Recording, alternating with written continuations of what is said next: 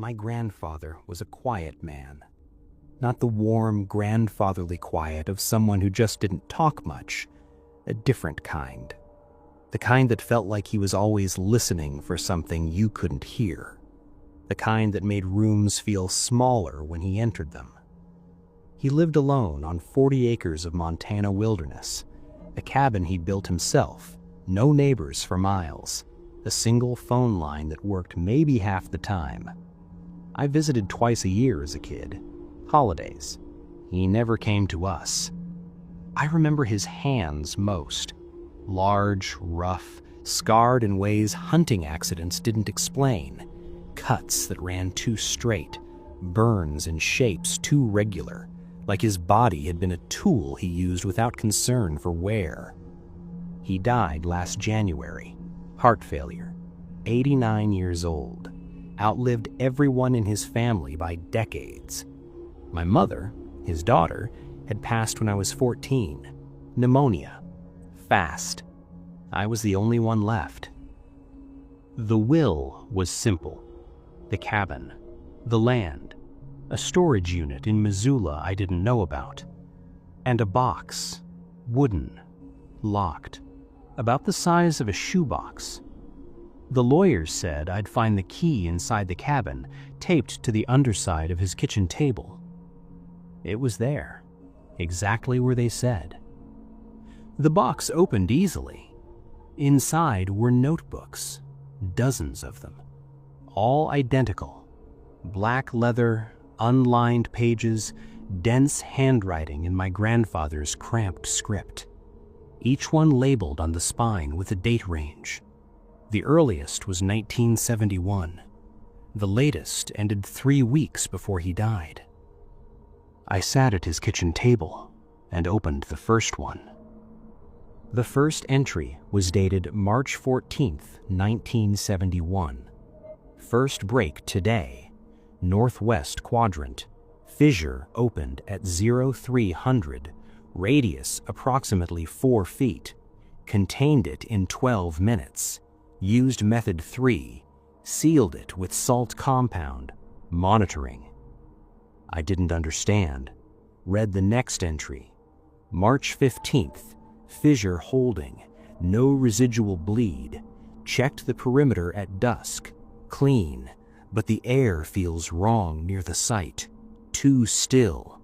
Watched it until dark. And the next, March 19th, second break, same quadrant, larger this time, 20 feet, maybe more. Took it to the compound, used method 5, lost 2 hours of daylight. Something watched me work.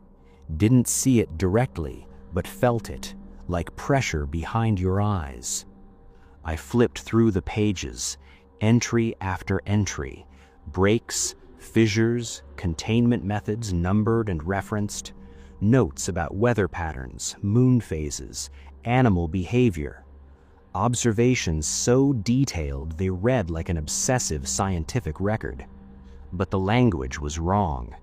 Too casual for science, too precise for paranoia. He knew exactly what he was doing.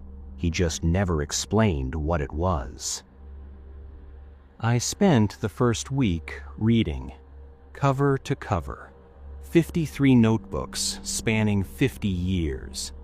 The picture emerged slowly, not all at once, but in layers, like developing a photograph. My grandfather wasn't a hunter.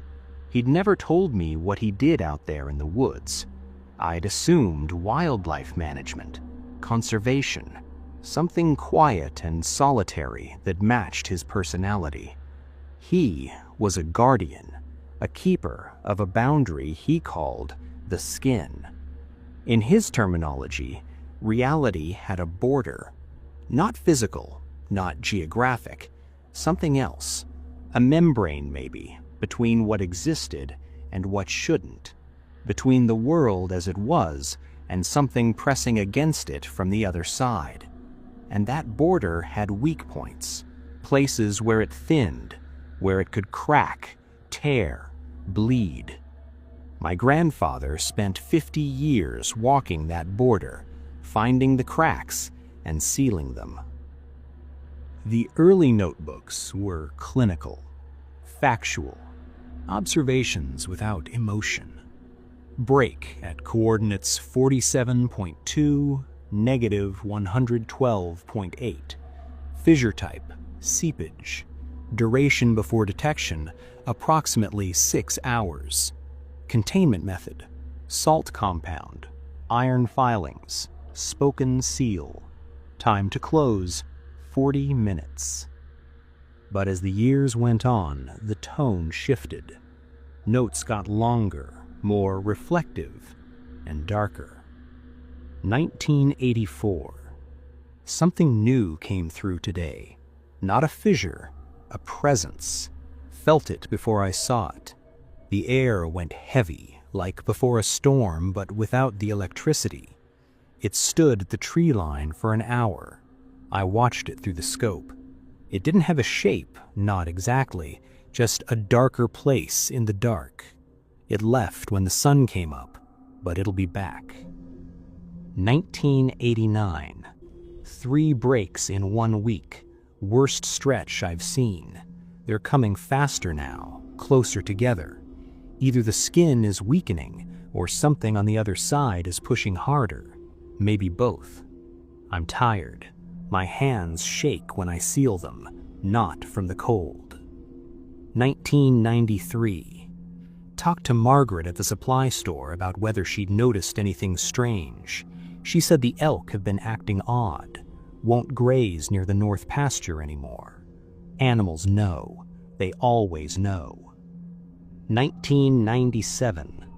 I'm not the first. Found old marks in the woods today. Someone else's work. Older than mine. Decades older, maybe more. They used different methods, different compounds, but the same principle. Find the crack, seal it, move on. I wonder how long this has been going on.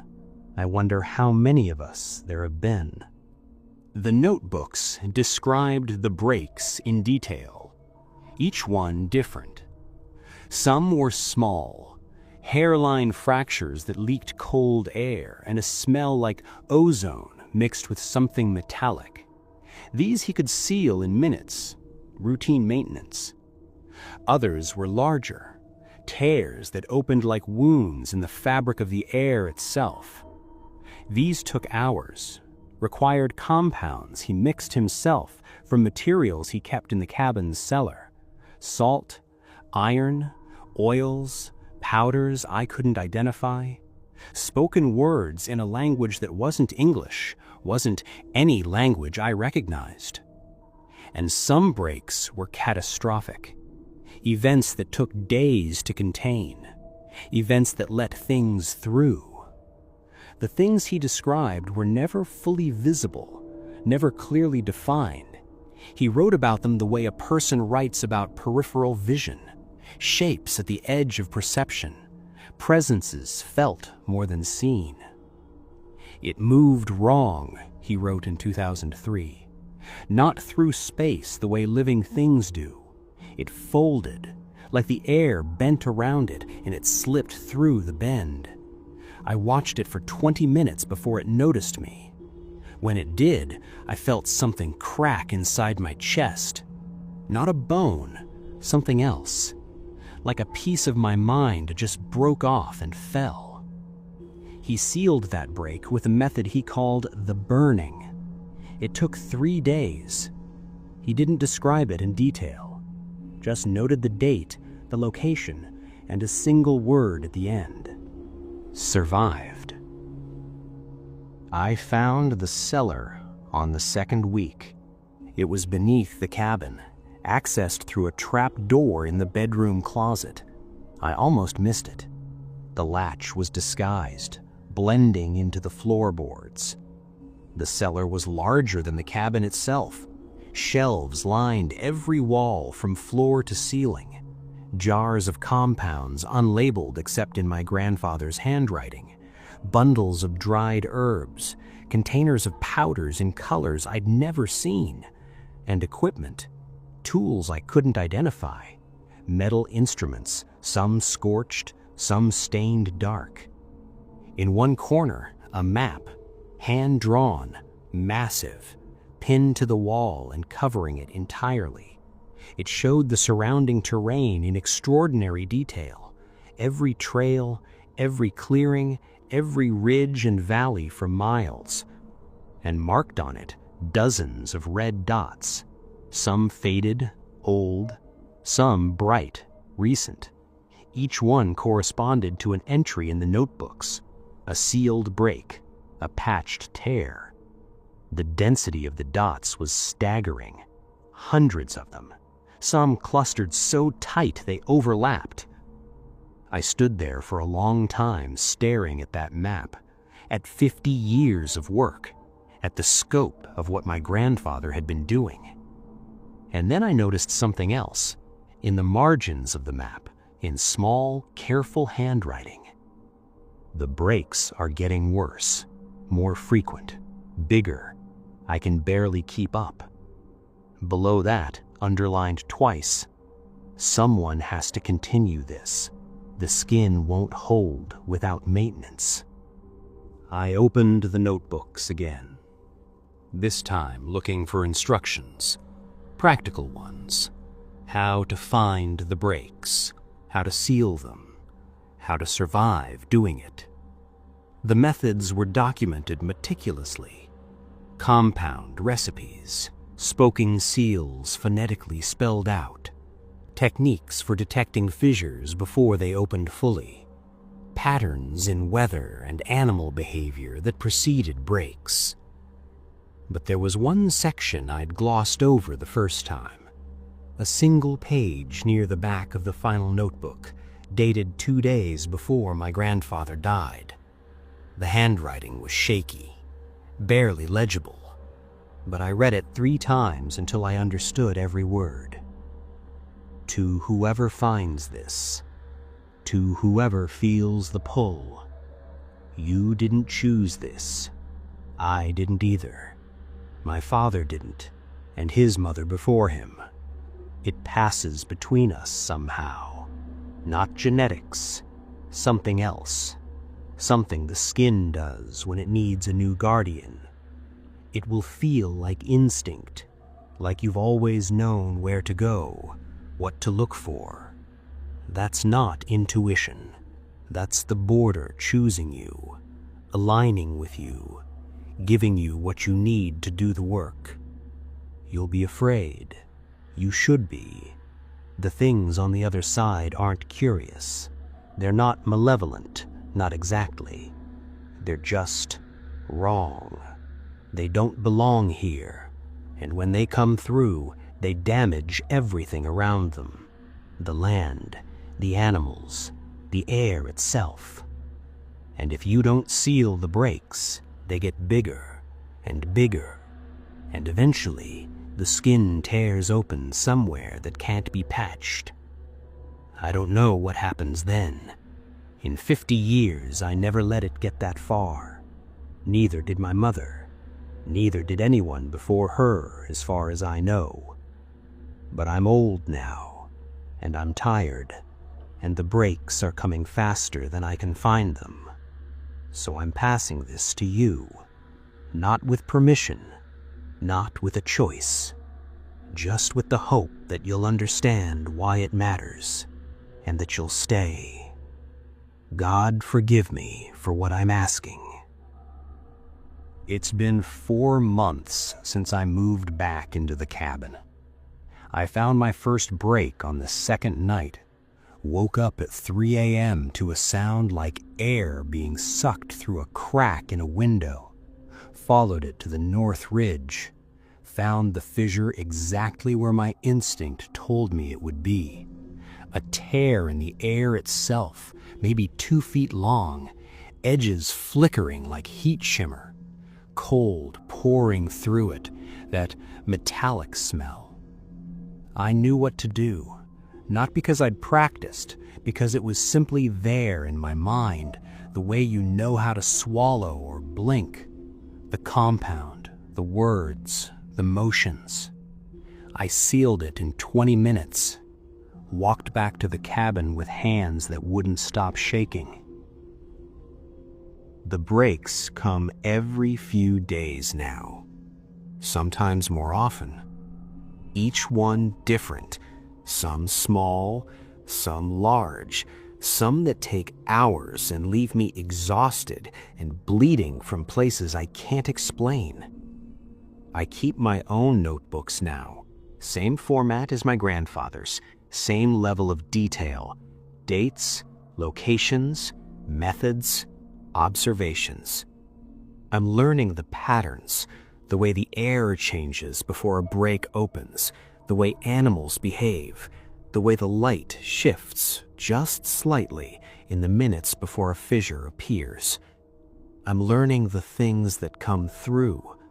They're not all the same. Some are small, barely more than cold spots and wrong shadows. Some are massive, presences that make the trees groan and the ground vibrate.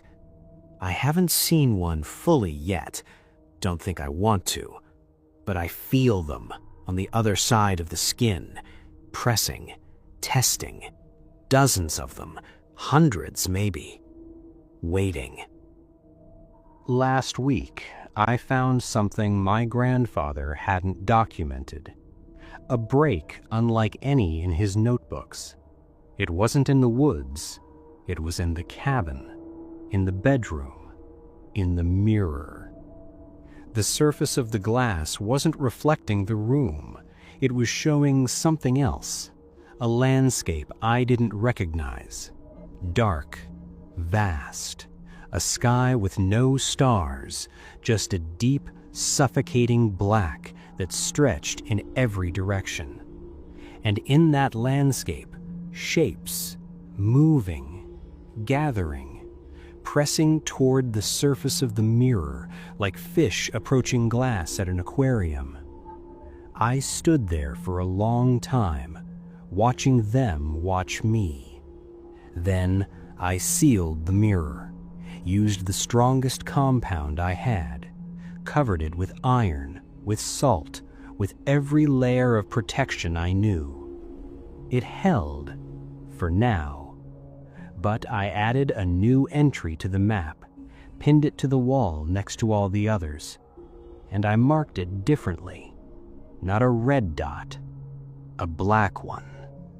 Some nights, when the breaks are quiet and the woods are still, I sit at my grandfather's kitchen table and read his notebooks. Not for information anymore, just to feel him there, to understand who he was, what this life cost him. He never married, never had close friends, never left Montana after 1971. 50 years in these woods, walking the border, patching the skin, keeping the world intact. And nobody knew. Nobody thanked him. Nobody even knew there was anything to thank him for. I think about that, about the weight of it, the silence. Then morning comes, and I feel it, that pull north into the woods. Another break is forming. I lace up my boots, grab my kit, walk out into the cold. The skin holds, for now. Someone has to make sure it keeps holding.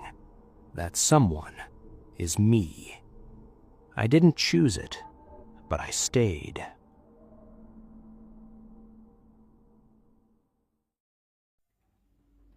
Challenger Deep is the deepest known point in Earth's oceans, nearly 7 miles down. Pressure at the bottom is over 16,000 pounds per square inch, enough to crush a car into a soda can, enough to kill you in ways you can't imagine. I've worked at Research Station Hadal 7 for 2 years, marine biologist. I study extremophiles, organisms that survive in conditions that would kill everything else. Down here, life exists in total darkness, crushing pressure, near freezing temperatures. Things that shouldn't survive do. The station sits at 26,000 feet, not quite at the bottom, but close. 6 crew members: Dr. Sarah Chen, our chief scientist; Marcus Webb, engineer; Dr. Yuki Tanaka, geologist; James Park, systems technician; Anna Rodriguez, operations coordinator; and me, Dr. David Reeves. We live in a titanium sphere the size of a large house, thick walls, reinforced viewports, life support that recycles everything. Our connection to the surface is a cable carrying power and communications. We can't leave without a submersible, can't survive outside without specialized equipment. We're as isolated as astronauts. More, maybe. At least space is empty. Down here, something is always pressing against the hull, always watching from the dark. 3 days ago, our sonar picked up something strange, an anomaly on the ocean floor about 200 meters from the station. Regular, geometric, definitely not natural. Sarah authorized a submersible survey. Marcus and I went down in the Nereus 4, a 2-person deep-sea vehicle rated for full trench depth. The descent took 40 minutes. Outside the viewports, nothing but black. Our lights cut maybe 20 feet through the water before getting swallowed. The sonar reading got stronger as we approached. Then our lights hit it. A door. Not a rock formation that looked like a door, not some trick of geology, an actual door. Smooth metal surface.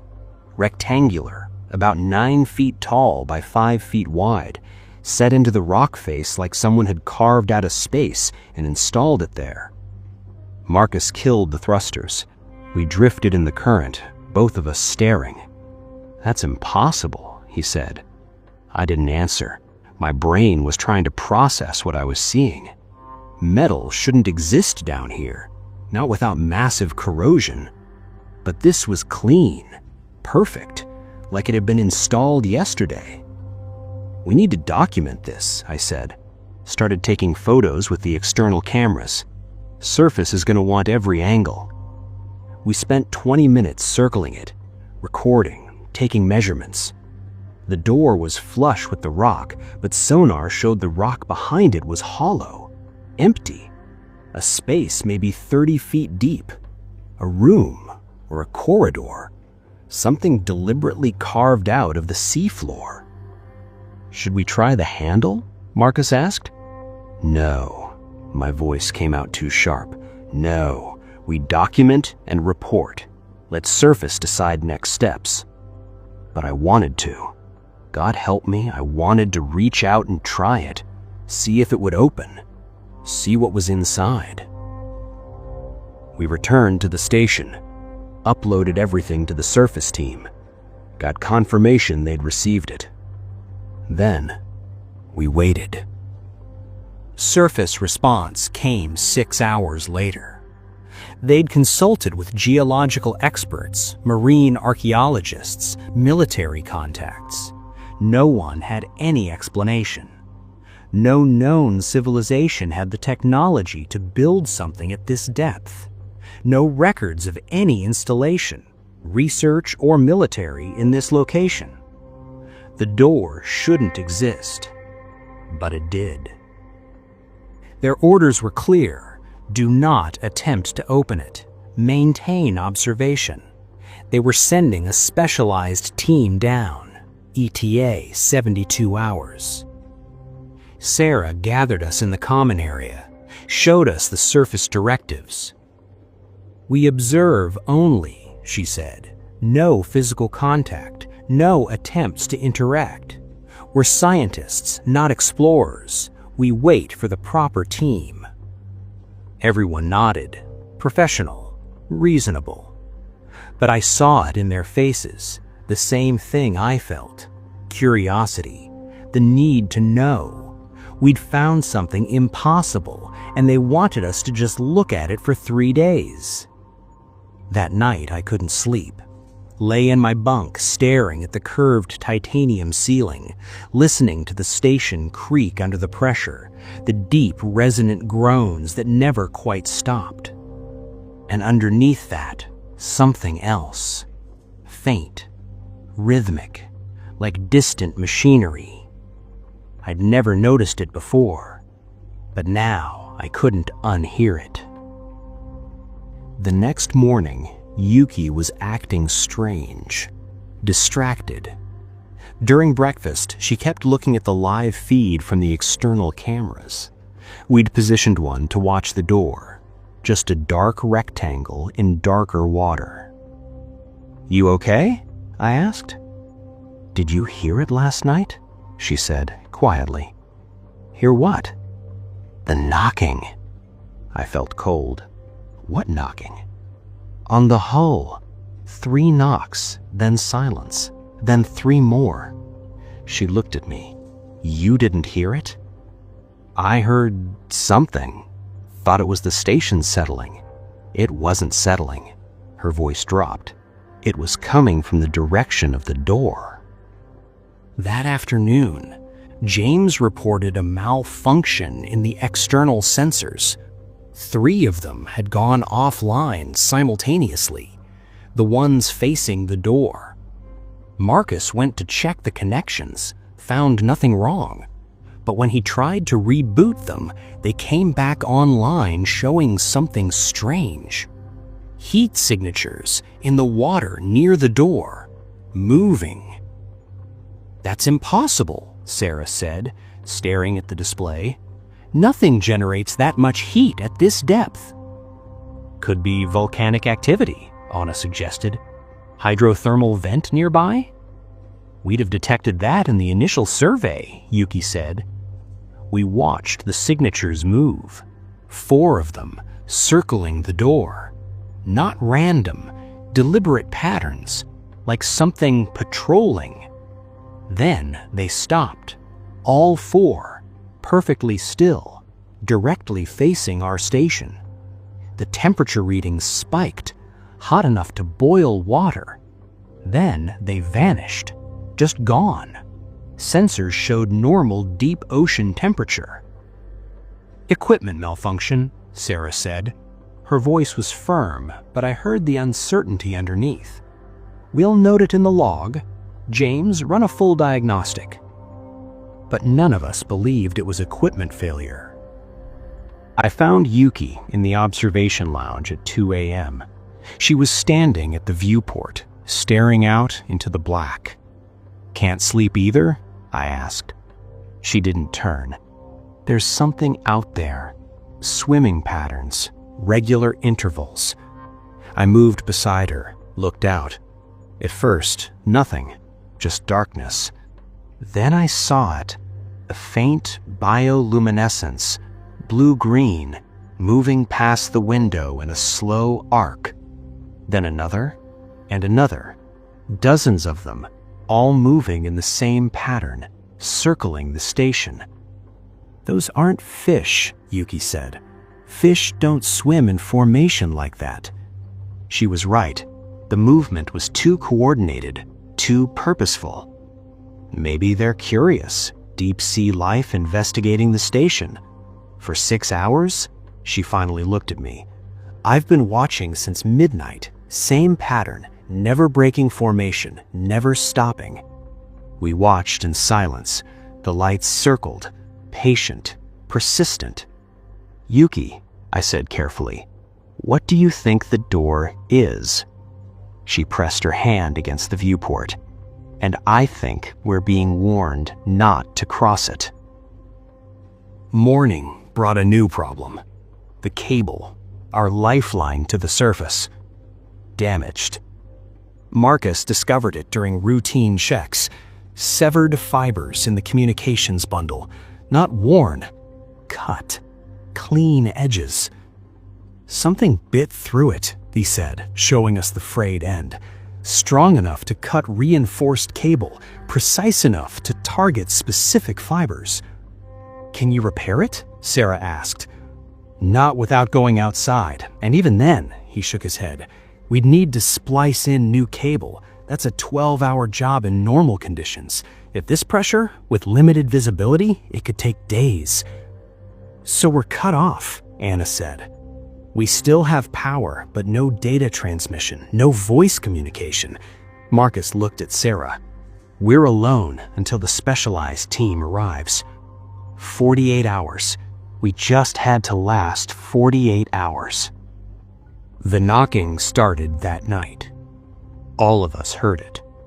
3 sharp strikes against the hull. Pause. 3 more strikes. Different location.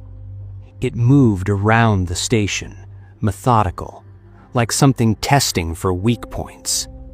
We gathered in the common area. Nobody spoke, just listened to the knocking circle us, patient, persistent. Then it stopped. Silence for maybe 30 seconds. Then a new sound, scraping, metal on metal, long drawn-out scrapes that vibrated through the walls. Something's trying to get in, James whispered. Sarah stood.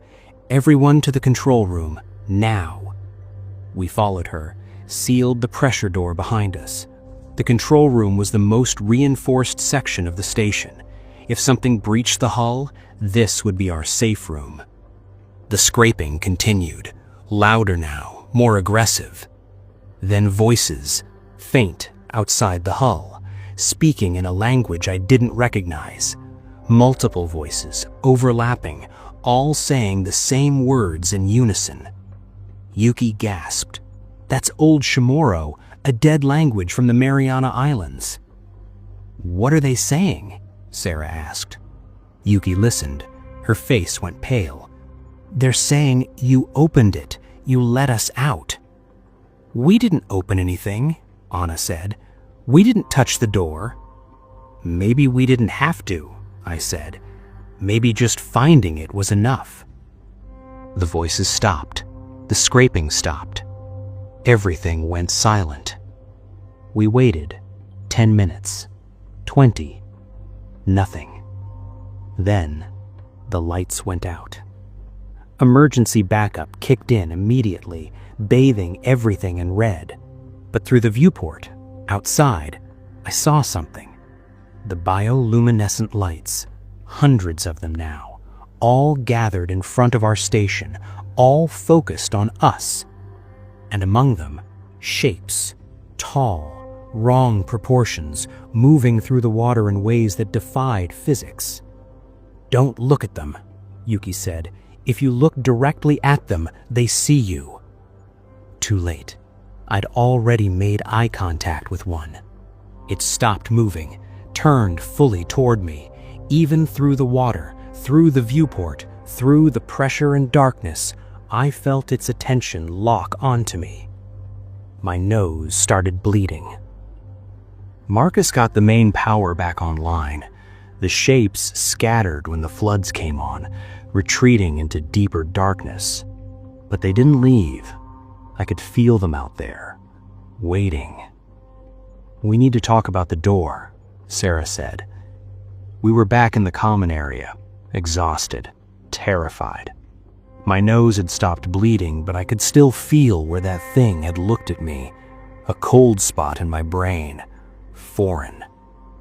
Those things came from inside, Sarah continued. When we found the door, we disturbed something, released something. The door was already unlocked, I said. If it was meant to contain something, why wasn't it sealed? Maybe it was, Yuki said quietly. Maybe it was locked from the inside, and whatever was in there finally figured out how to open it. We sat with that, the implications, an empty room behind an unlocked door, something that had been trapped for how long? Decades? Centuries? Longer? We have to go back, Anna said. Everyone looked at her. We have to go back to the door and close it. If we opened it by finding it, maybe we can seal it by doing what? Marcus interrupted. We don't even know how it opens. How would we close it? There has to be a mechanism, something inside. Then someone would have to go in. into whatever that space is with those things. Silence. "They're not going to make it 48 hours, I said. "Whatever's out there, it's getting bolder, more aggressive. If we wait for the specialized team, they're going to arrive at a dead station." Sarah closed her eyes, opened them. "David, you and I will take the submersible to the door. The rest of you seal yourselves in the control room. If we don't make it back..." She didn't finish. We launched the Nereus 4 at dawn, if you could call it that.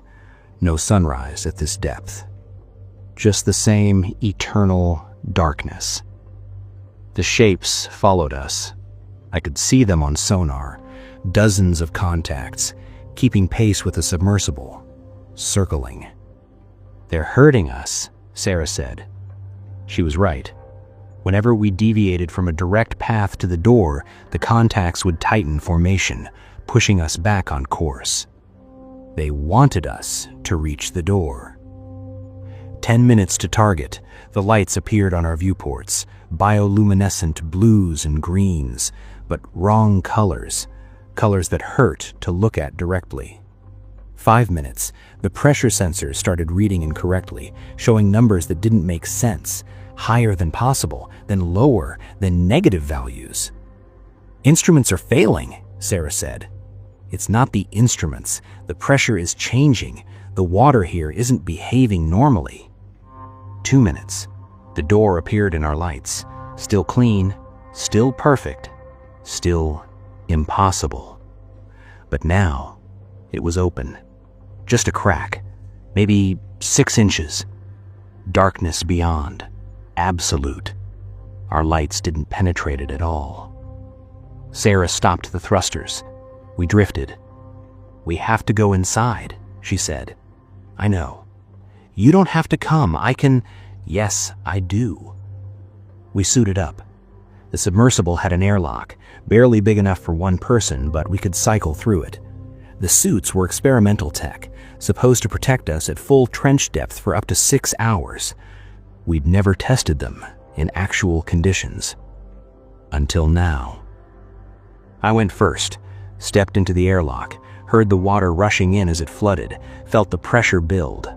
The suit held. Then I was outside, in the water, in the dark. The shapes circled closer. I could see them now, not clearly, just suggestions of form. Too many limbs, too many joints, faces that were almost human but not quite, mouths that moved wrong. They parted, made a path to the door. Sarah cycled through, joined me. Together we swam toward the opening. The water felt wrong here, thicker, colder than it should be. My suit temperature readings were dropping despite the heating elements. We reached the door. Up close, I could see the metal was covered in marks, not carved, scratched from the inside, like something had been trying to get out for a very, very long time. "Together," Sarah said. We pulled. The door swung open smoothly, no resistance, no sound. Beyond was a corridor, straight, narrow, walls of the same dark metal, and at the end, maybe 30 feet in, light, red light, pulsing slowly. We entered. The door closed behind us. Not slammed, just swung shut with gentle finality. We were in an airlock. Water drained rapidly through vents in the floor. Pressure equalized. Atmosphere flooded in. Our suits registered breathable air. Impossible. We were 7 miles underwater. The inner door opened. The corridor stretched ahead. The red light pulsed at the end, regular as a heartbeat. We moved forward. The walls were smooth, clean, no corrosion, no growth, no sign of age. But there were markings, symbols, repeated in patterns along both walls. "That's the same language," Sarah said. "The one from the voices." "Can you read it?" "No, but Yuki might be able to. It's a warning, I think. The symbol of danger, repeated over and over." We reached the end of the corridor, a chamber, circular, maybe 20 feet across, and in the center, on a pedestal, something that looked like a machine or an engine or a heart.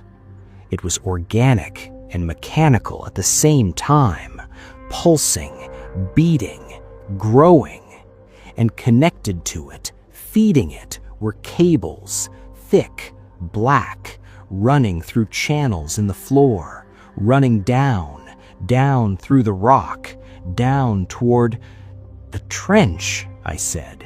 "It's connected to the entire trench. This thing is connected to the whole deep ocean." Sarah moved closer, reached out. "Don't touch it," I said. Too late. Her glove brushed the surface. The pulsing stopped. Everything went still. Then the thing opened, unfolded, revealed what was inside. A person, or what used to be a person, suspended in the mechanism, connected to it, kept alive by it, or kept functional, or kept aware. Its eyes opened, looked at us, recognized us, and spoke. Not out loud, in our heads, both of us at once. "You shouldn't have come." We don't remember how we got back to the submersible. One moment we were in that chamber, staring at that thing that used to be human, listening to it explain what the door was really for. The next, we were outside, swimming, the door sealed behind us. The shapes didn't follow us back, just watched as we returned to the station. Sarah won't talk about what we saw, what we learned. She's written it in her log, sealed the file, marked it classified. The specialized team arrived yesterday. They're going to open the door again. They're going to go inside. They're going to study it. They don't understand what it is, what it's protecting us from. The door isn't keeping something in, it's keeping something out, something that lives deeper than the trench, something that shouldn't be disturbed. And the person inside that machine, connected to it, powering it, they're not trapped. They're volunteering. They're holding the line. They've been down there for a very long time, longer than any human civilization, longer than most species.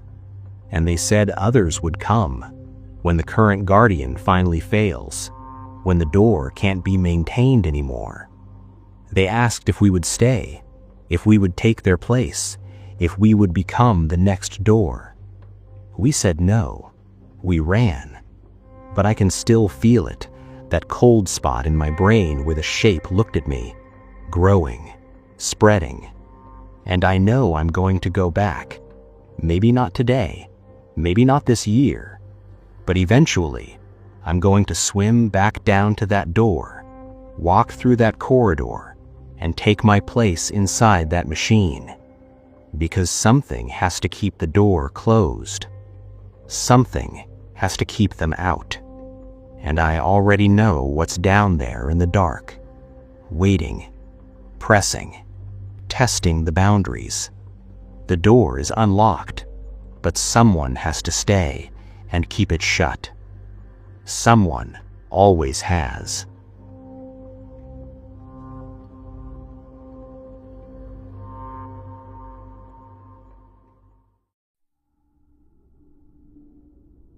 I've been a ranger at Denali National Park for 8 years. 6 million acres of wilderness. Mountains, glaciers, tundra, grizzlies, wolves, caribou. The kind of landscape that makes you feel small and temporary. Most of my job is routine, trail maintenance, wildlife monitoring, checking permits, helping lost hikers, occasionally dealing with tourists who think bears are friendly. But there's one part of the job nobody talks about, one responsibility that doesn't appear in any manual: dismantling the ghost camps. That's what we call them. The campsites that appear overnight in areas no human could access. Perfect setups, tent, fire ring, even supplies sometimes, all arranged with care, all completely empty. We find maybe 5 or 6 per season, take them down, pack them out, file incident reports that go nowhere. Nobody asks where they come from. Nobody wants to know. The first one I found was 3 years ago, July. I was doing a routine patrol in the northern sector, 8 miles from the nearest trail. I came over a ridge and saw it, a campsite, tent pitched properly, fire ring built with stones, even a clothesline strung between 2 trees. I approached carefully, called out. No answer. The tent was empty, brand new, still had the factory creases. Inside were 2 sleeping bags, a camp stove, freeze-dried meals, everything you'd need for a week-long trip. Outside, the fire ring, stones arranged in a perfect circle, wood stacked neatly beside it. But no ashes, no char marks. The fire had never been lit. I checked for tracks, found none. Not human, not animal, nothing. The ground around the campsite was undisturbed. No trampled grass, no disturbed moss. Like the entire setup had materialized in place without anyone walking through the area. I radioed it in. My supervisor, a man named Dale, told me to document everything and pack it out. Ghost camp? He asked. Yeah. Standard procedure. Bag it, tag it, bring it back. Who's building these? Long silence. Then, that's above your pay grade. Just clean it up. Over the next 3 years, I found 11 more. Always in remote areas, always perfectly arranged, always empty. They varied in complexity. Some were simple, just a tent and basic supplies. Others were elaborate, multiple tents, camp furniture, cooking equipment. Once I found one with a hammock strung between trees and a full medical kit laid out on a folding table. All brand new, all unused, and all built in places no human should be able to reach overnight.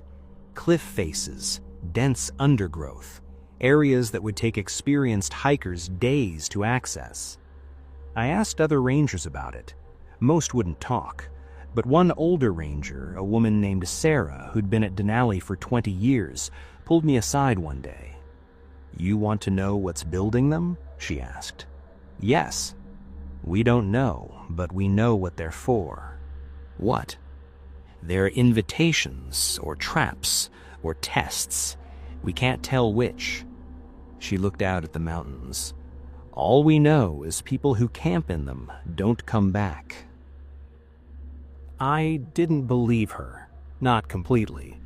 It seemed like ghost story territory, ranger folklore to scare new hires.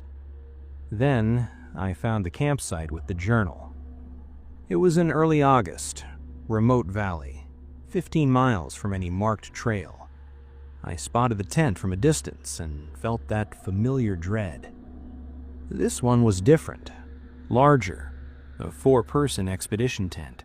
Solar panel attached, portable generator, camp chairs arranged around a fire ring, and inside the tent, on a folding table, a journal. I opened it. The handwriting was neat, careful. Recent entries dated from the past week.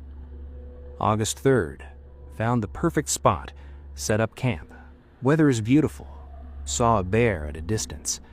Everything feels right. August 4th, Strange dreams last night. Felt like someone was walking around the tent, but no tracks this morning. Probably just the wind. August 5th. The dreams are getting more specific. Someone calling my name, always from just outside the tent, but when I check, there's nothing.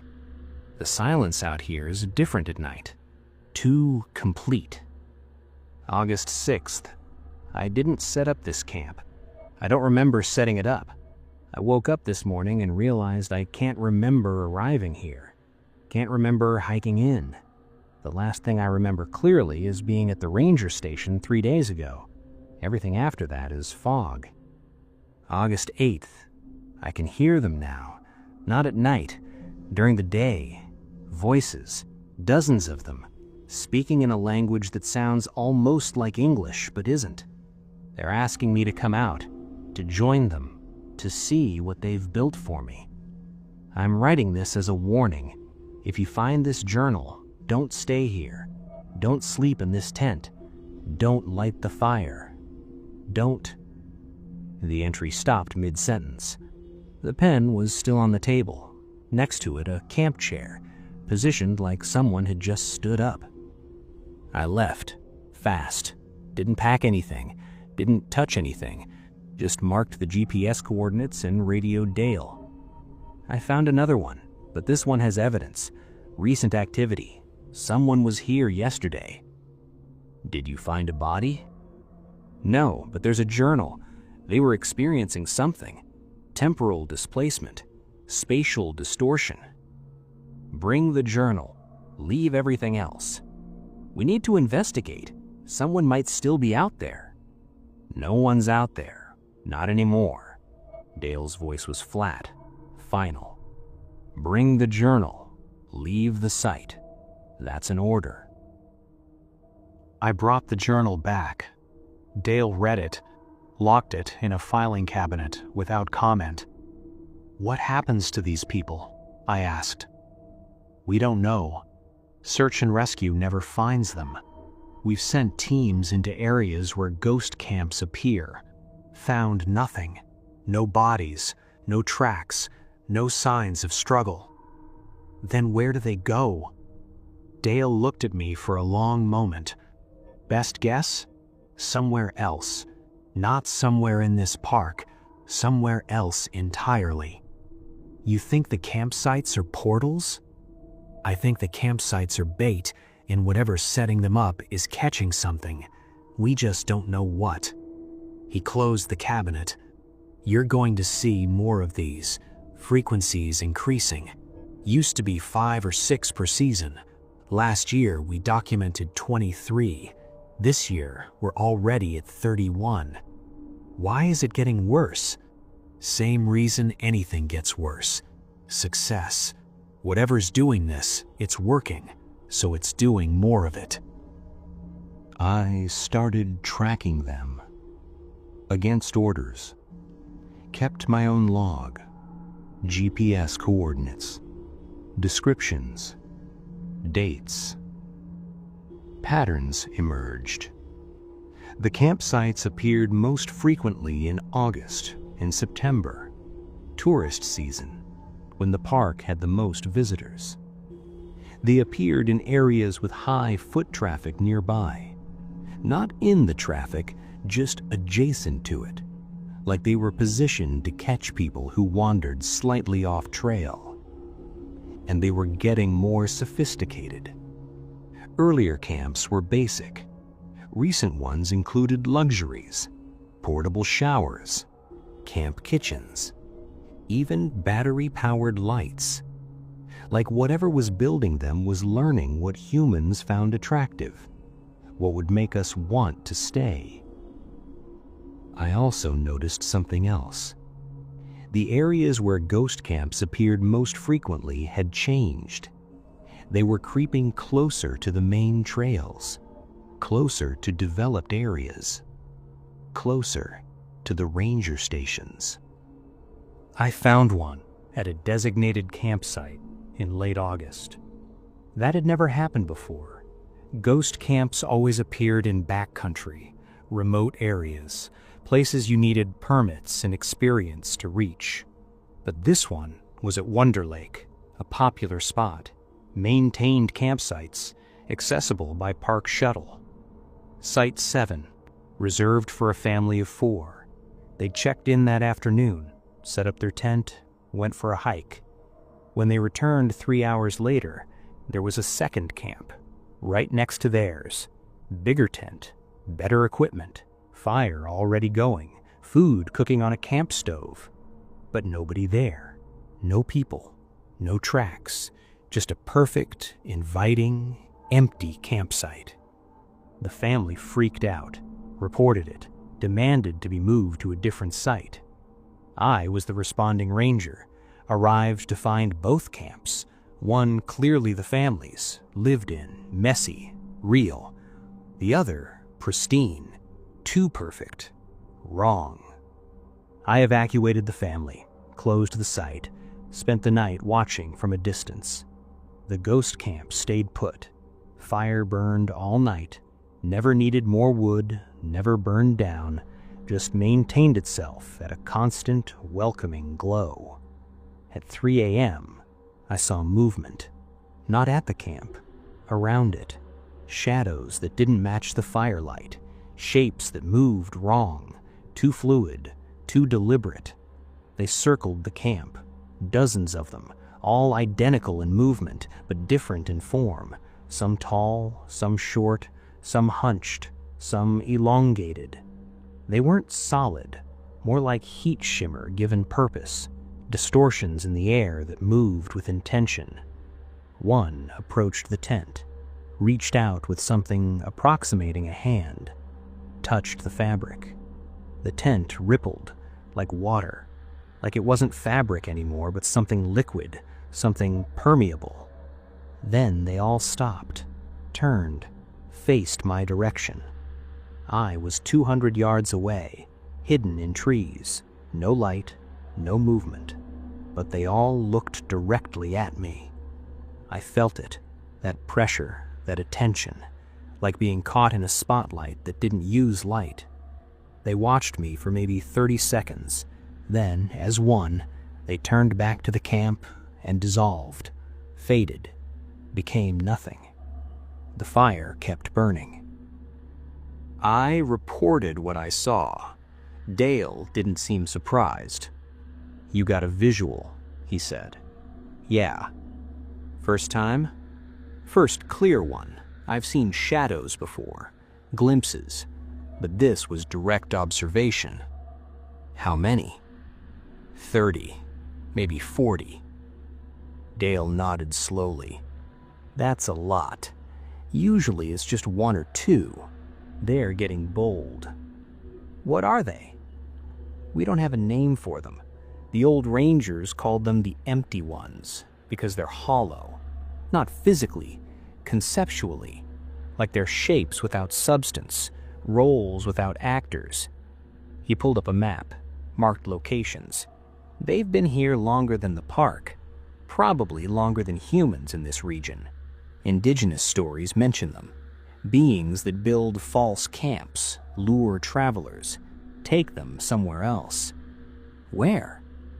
"Oral tradition says the quiet place, somewhere with no sound, no time, just endless waiting." Dale looked at me. "But that's mythology. We deal in facts. Fact is, people who interact with ghost camps disappear. Fact is, whatever builds them is getting more active. And fact is, we can't stop it." "Why not shut down the park?" "And tell people what? That there are interdimensional entities building fake campsites to lure tourists into a void?" He laughed bitterly. "We'd be committed. The park would stay open. People would keep disappearing." "So we do nothing?" "We dismantle the camps, we warn people who get too close, we file reports, and we pray it stays in the backcountry." "It's not staying in the backcountry anymore." "I know." September brought a wave. 12 ghost camps in 1 week. Not spread across the park, clustered, all within a 5-mile radius of park headquarters.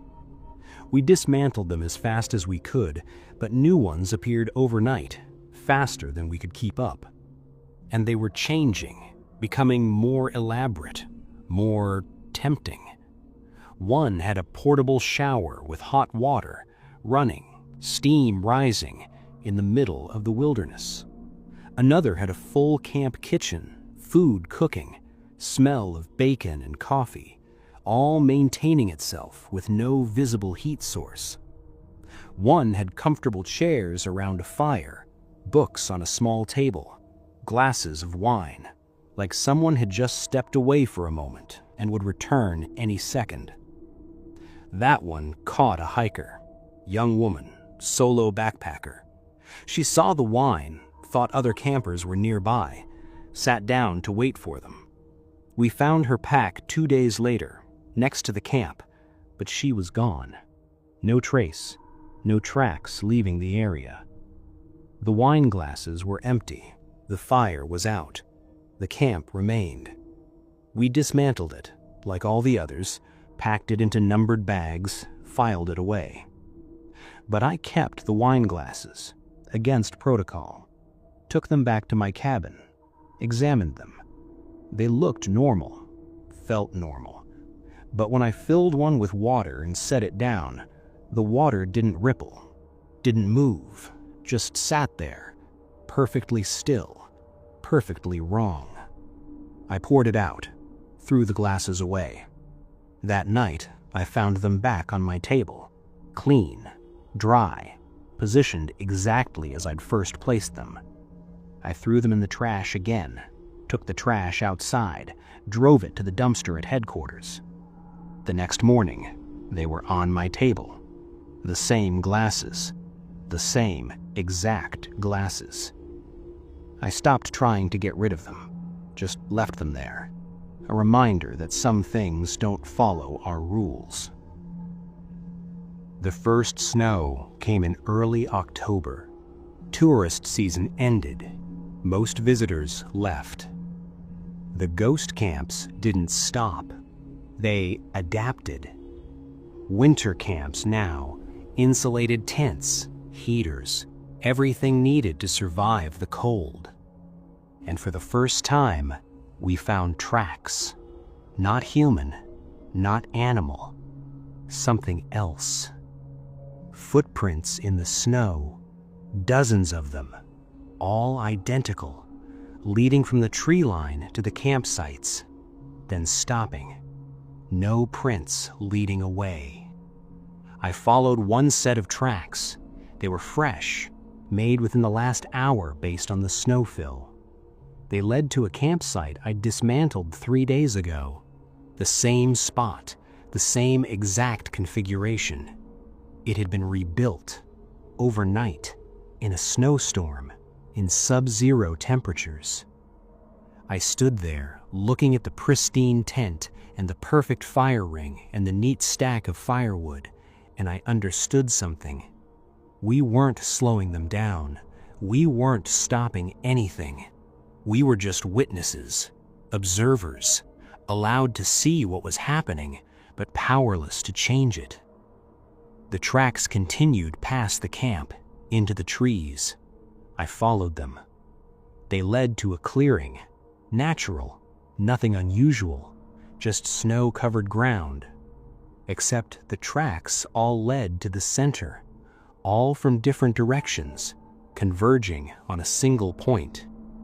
And at that point, nothing. No disturbance, no hole, no evidence of anything.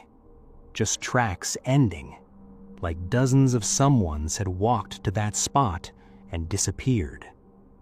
I marked it, took photos, reported it. Dale looked at the images and went pale. "That's a convergence point," he said.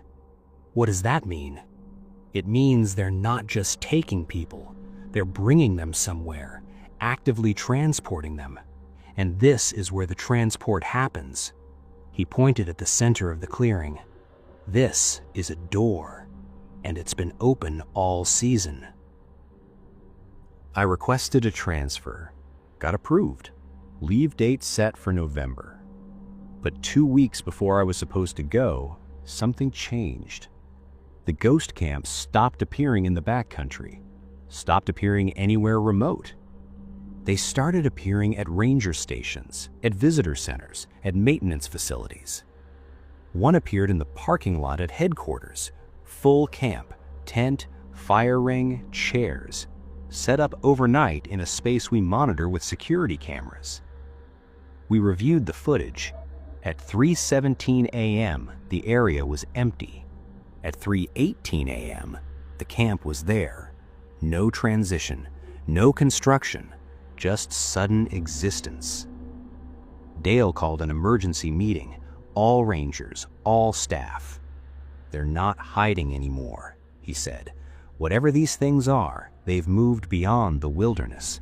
They're coming into our spaces, making themselves visible. Why? Someone asked. Best guess? They don't need to hide.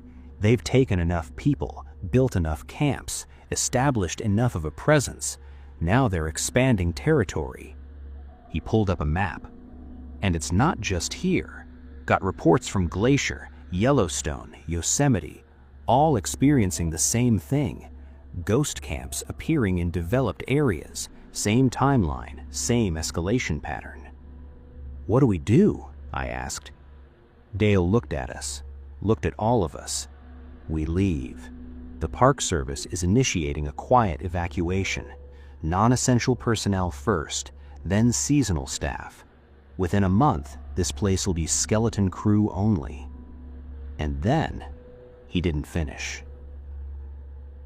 I left Alaska 3 weeks ago. Drove down to Washington State. Got a job with the Forest Service. Desk work. Safe. Far from the wilderness. But last night, I looked out my apartment window and saw it. In the parking lot below. A tent. Fire ring. Camp chairs. Perfect. Empty. Waiting. I called Dale. He didn't answer. I tried the park office. Number disconnected. I searched the news. Found a brief article. Denali National Park closed until further notice due to infrastructure concerns. No details. No explanation. I looked out the window again. The campsite was still there, but now there were shapes around it. Those same heat shimmer distortions, moving, building, setting up another camp right next to the first. They followed me. Or maybe they didn't. Maybe they're everywhere now. Maybe they always were, and we just finally noticed. The camps are invitations. That much I understand now. What I don't understand is what happens when we run out of places to run. When every parking lot has a camp, every backyard, every open space. When the only choice left is to accept the invitation. I'm looking at the tent right now. The fires started burning. Warm light. Welcoming. And I'm so tired of running.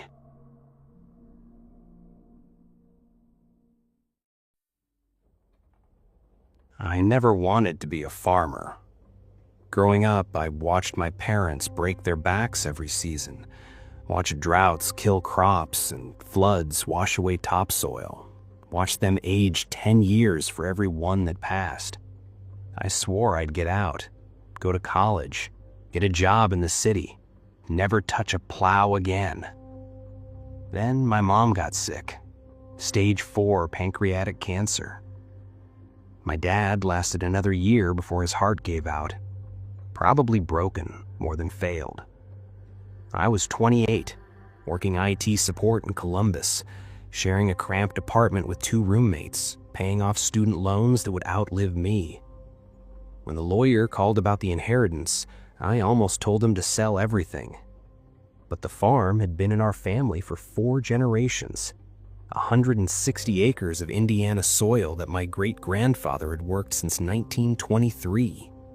Something about that history, that weight, made me pause.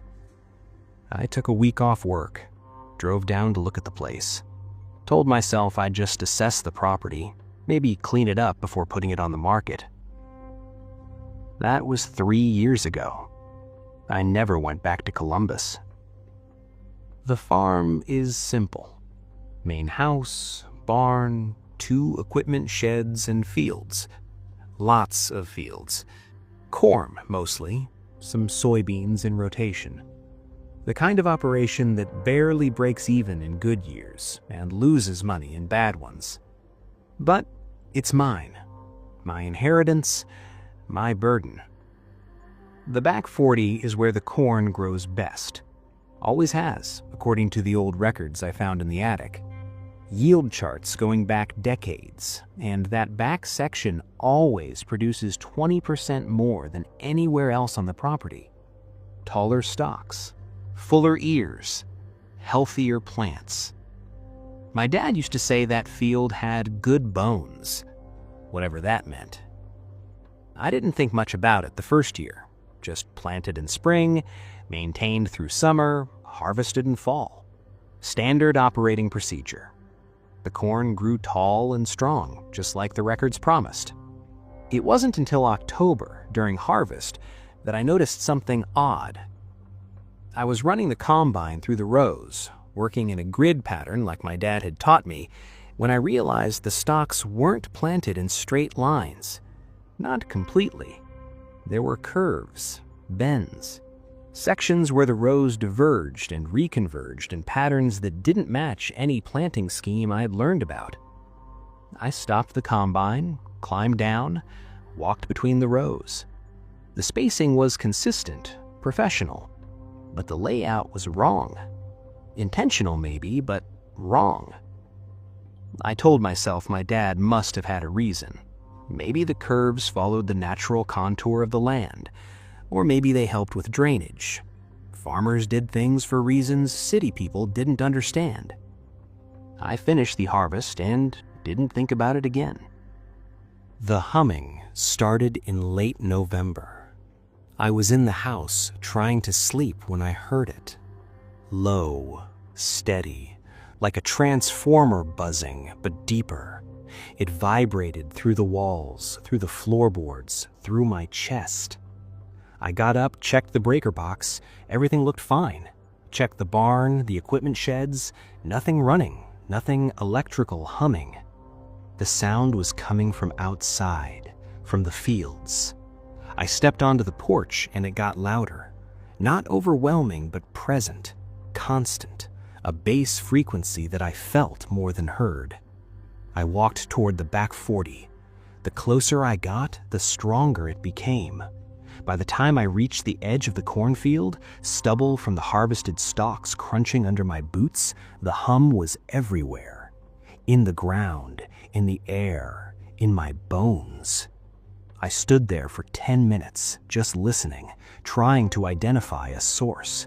But it seemed to come from the field itself, from the earth, from everywhere and nowhere at once.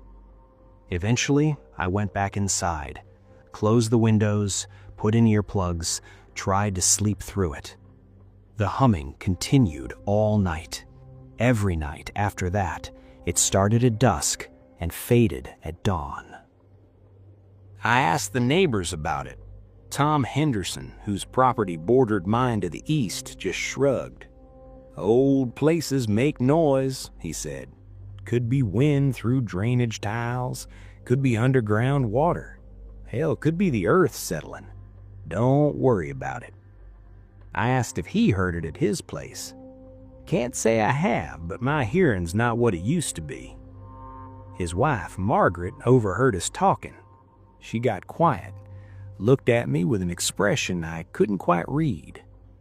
"Your father heard it too," she said. Tom shot her a look. She ignored him. "He used to mention it sometimes, said the back field hummed. Asked us if we heard it. We didn't." She paused. "He stopped asking after a while." "Did he figure out what it was?" "If he did, he never said." Winter passed. The humming continued. I got used to it the way you get used to tinnitus or a refrigerator running. Background noise, uncomfortable but constant. Spring came, time to plant. I pulled out my dad's old notebooks, the ones where he documented planting patterns and crop rotation. Most of it was straightforward: dates, seed types, fertilizer schedules. But there was one notebook that was different. It was older, bound in leather, pages yellowed and brittle. My grandfather's handwriting, based on the dates, 1967 to 1983, just for the back 40. And it wasn't agricultural notes. It was diagrams, geometric patterns, spirals and curves and shapes that looked almost like letters, but in no alphabet I recognized. Each page showed the same field from a bird's eye view, rows of corn laid out in patterns that shifted year to year, always different, always deliberate.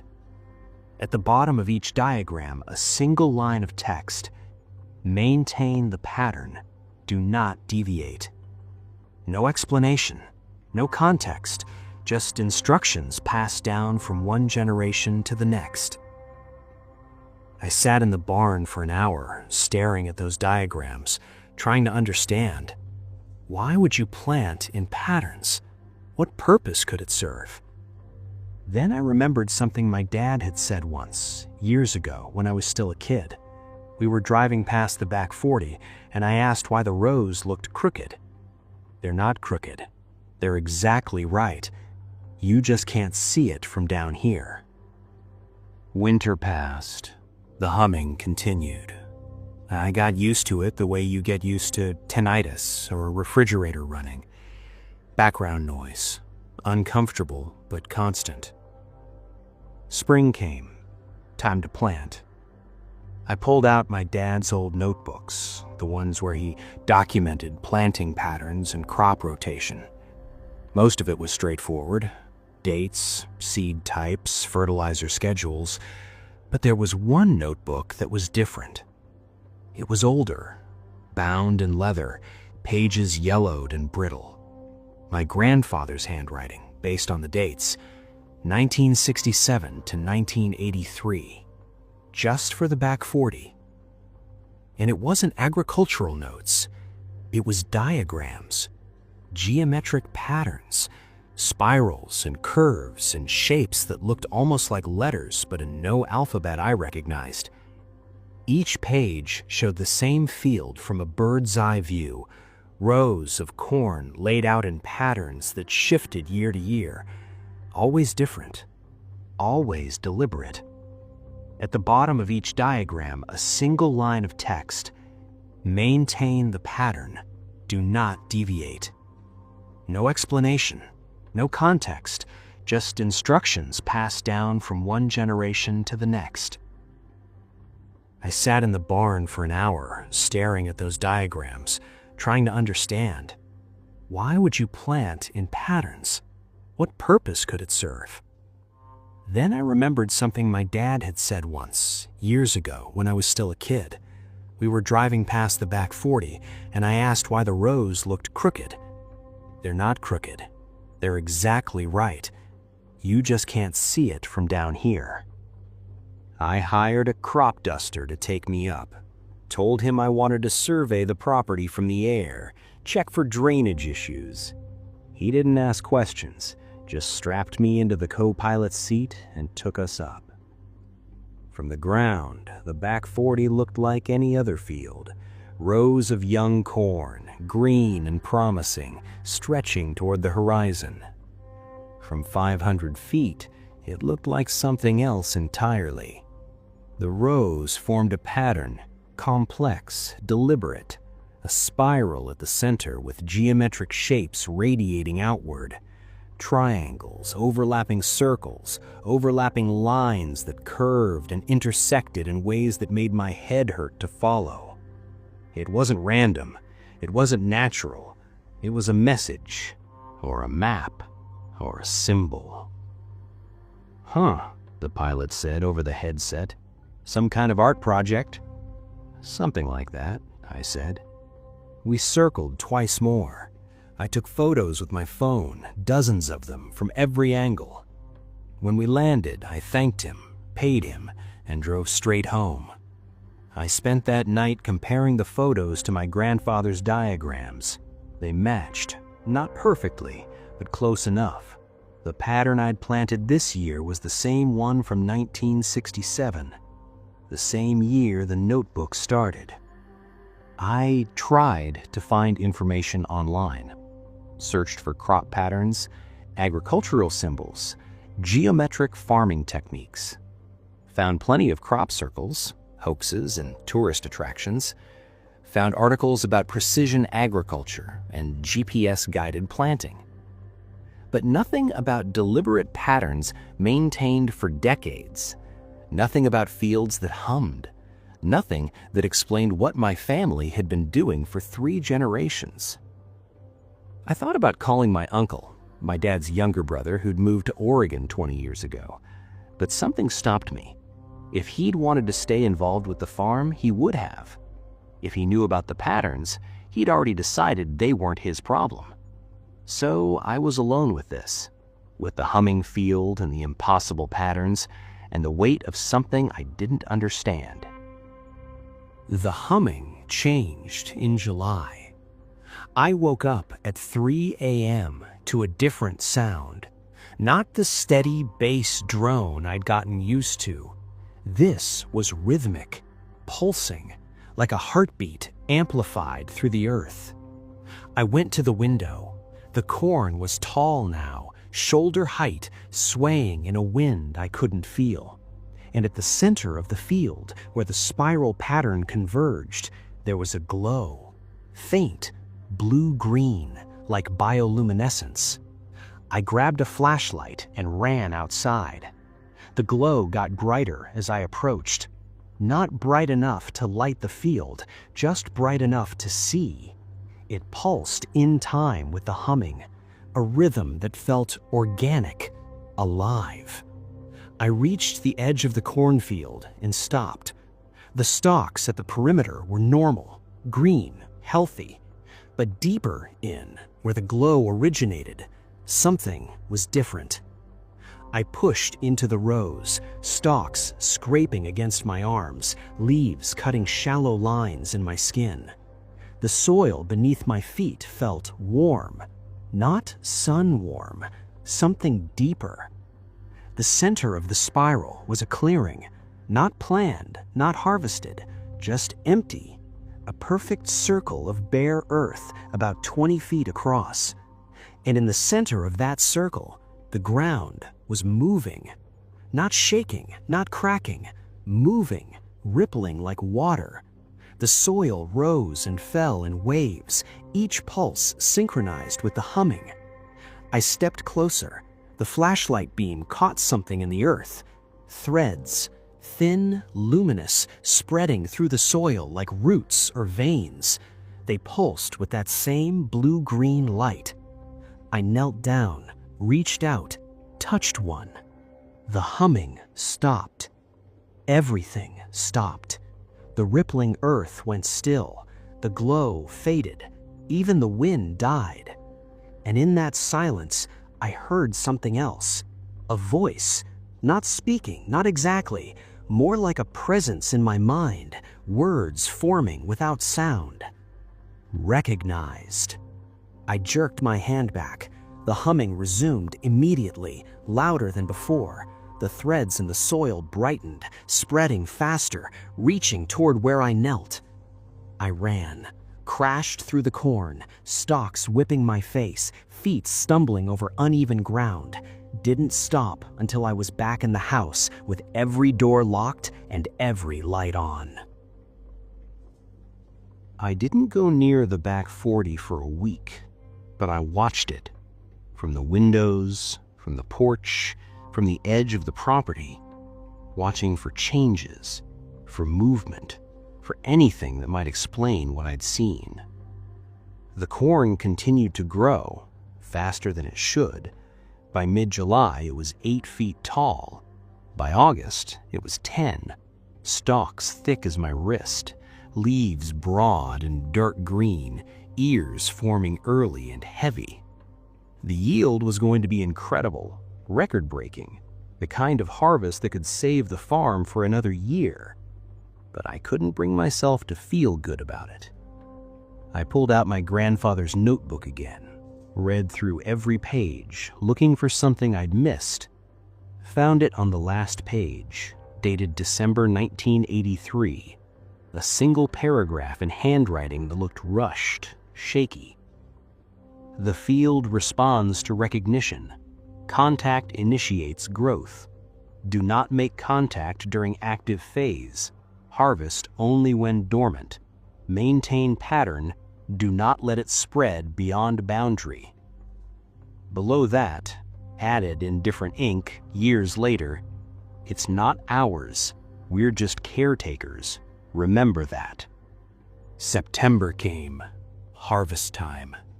The corn in the back 40 was 12 feet tall.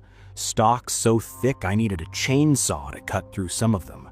Ears heavy enough to bend the stalks under their weight. I started at the perimeter, working my way in. The combine struggled with the density, clogging every few rows. I spent more time clearing jams than actually harvesting. The humming was constant now, day and night, loud enough that I could feel it in my teeth.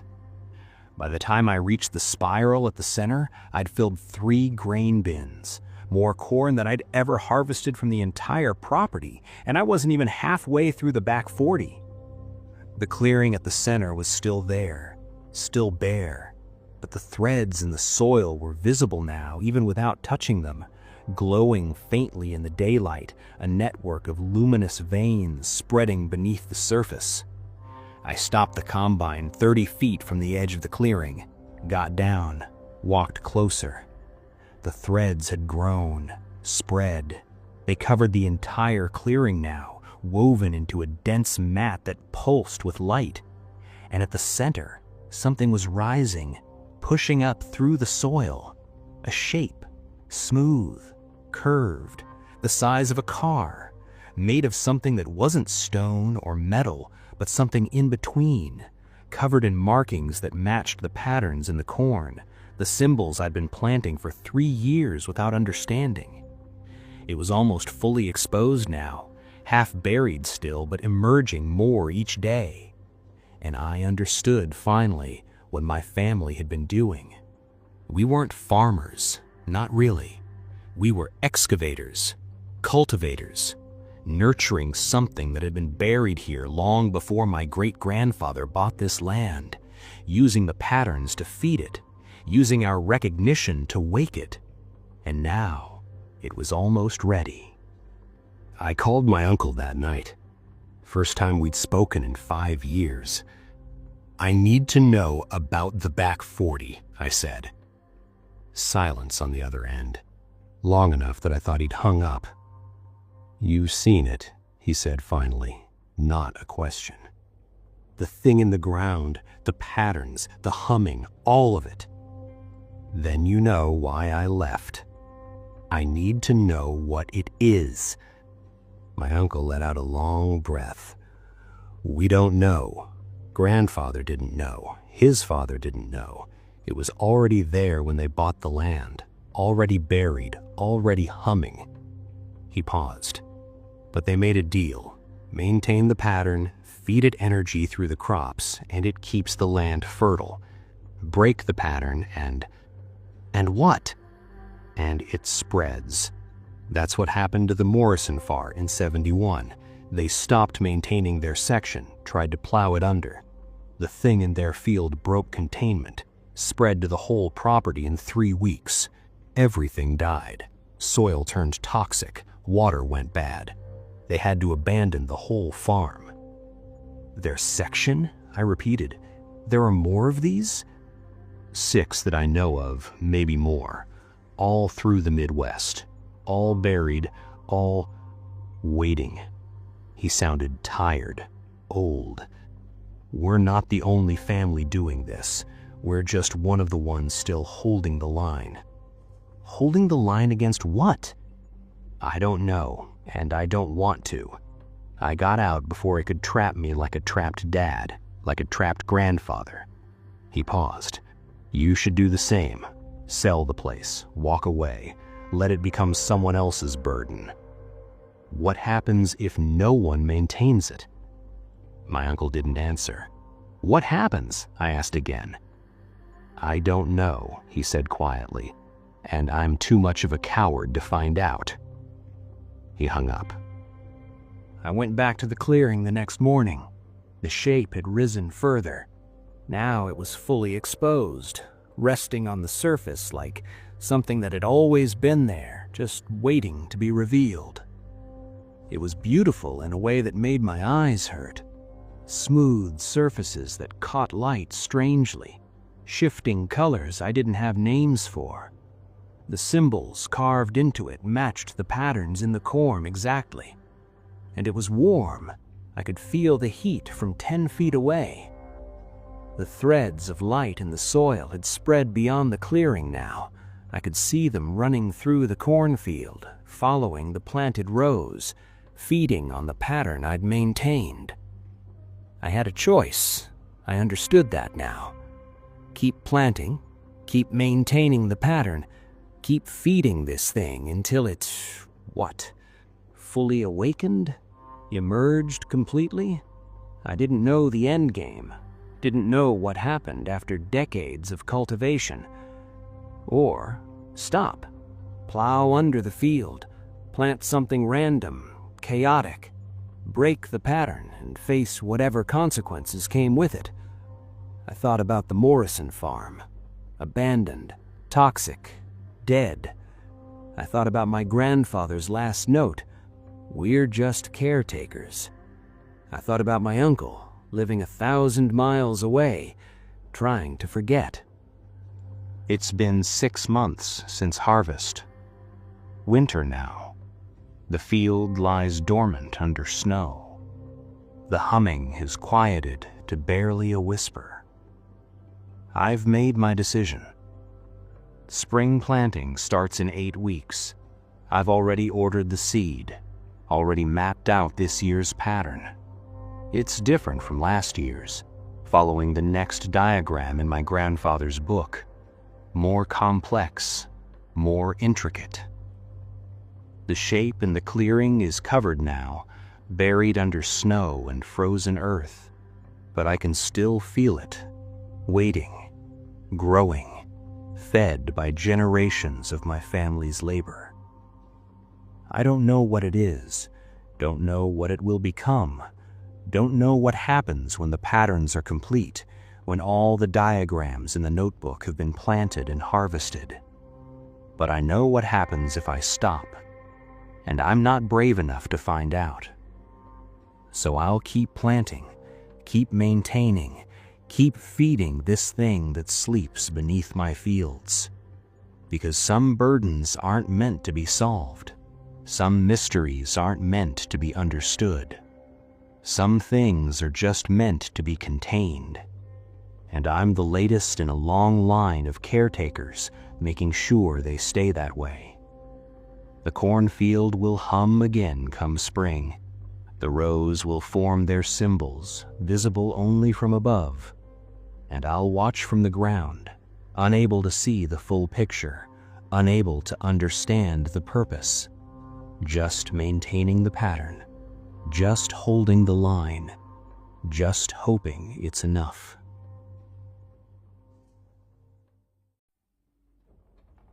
I've been with North Cascade Search and Rescue for 8 years.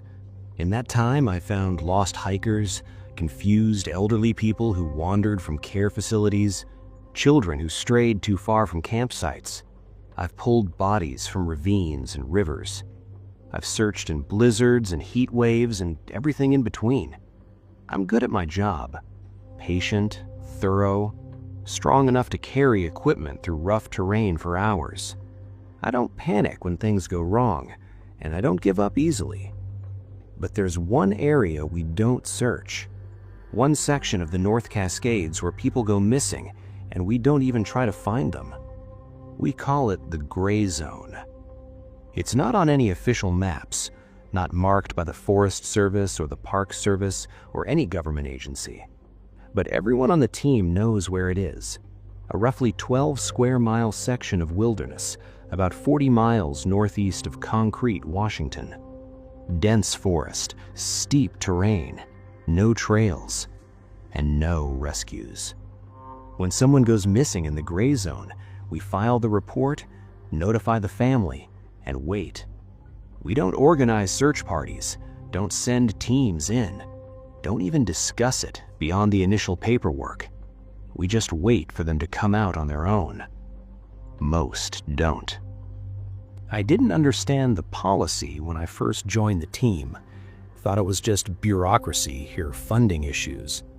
But my first week, a hiker named David Chen went missing in that area. His wife called it in, said he'd gone for a day hike and never came back.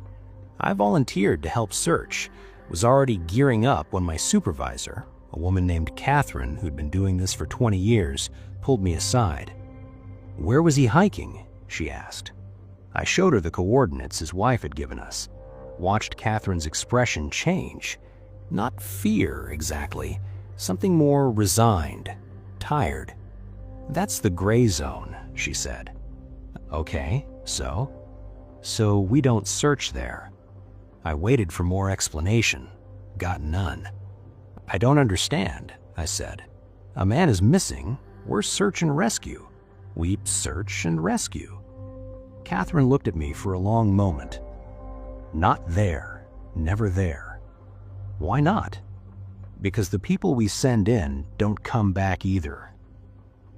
She told me the history over coffee that night. Off the record. Unofficial. The gray zone earned its name in 1987. A group of 4 hikers went missing in that area. Full search operation was launched.